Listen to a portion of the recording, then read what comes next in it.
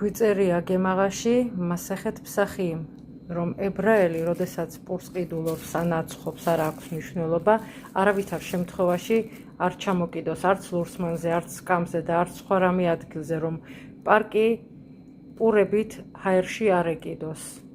გვასწავლიან ჩვენი ბრძენები, რომ თუ ადამიანი ასე კიდებს პურს ჰაერში, თითქოს და თავისი საკუთარი მაზალი ჩამოუკიდია ჰაერში.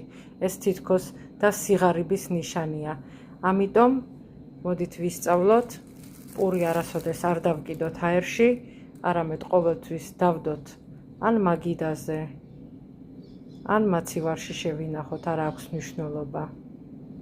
შეგვაძლებინოს გამჩენმა, შევასრულოთ ჩვენი დიდი ბრძენების ჩანაწერები. თუ მოგეწონათ ჩვენი ვიდეოროლი, აუცილებლად გააზიარეთ, დაალაიკეთ და რა თქმა უნდა გამოიწერეთ ჩვენი YouTube კანალი. მომავალ შეხვედრამდე.